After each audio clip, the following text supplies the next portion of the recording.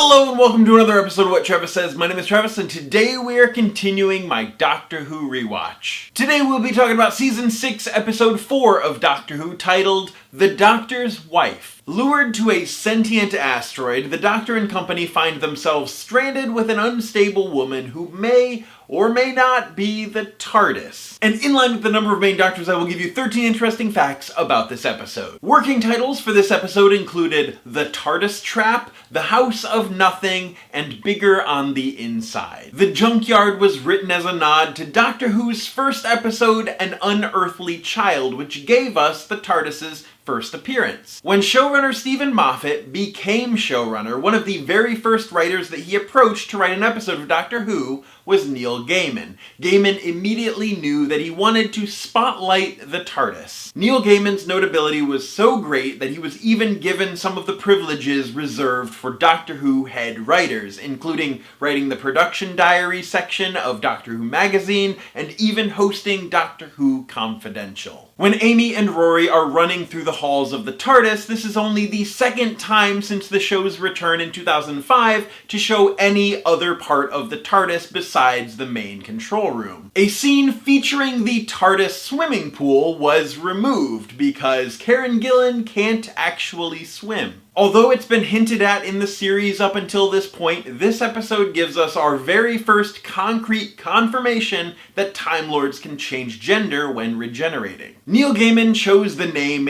Idris because although it's unusual, it resembles TARDIS. The TARDIS console room used by the 9th Doctor and the 10th Doctor was left standing for 18 months after its last appearance, specifically so Neil Gaiman could use it in this episode. The TARDIS corridors used in this story are now standing sets available for use in future stories. According to Gaiman, the Doctor's old friend, the Corsair, has a very colorful history. He was worshipped as a god by the ancient Assyrians of Earth, he kept a cat, and he was also used as a sort of freelance pirate by the Time Lords. Neil Gaiman had originally created a new alien species for Nephew, but when the budget didn't allow for a new alien creation, he had to go with a previously established race, so he chose an Ood. This is the first episode since Horror of Fang Rock back in 1977, where all of the characters, except for the Doctor and his companions,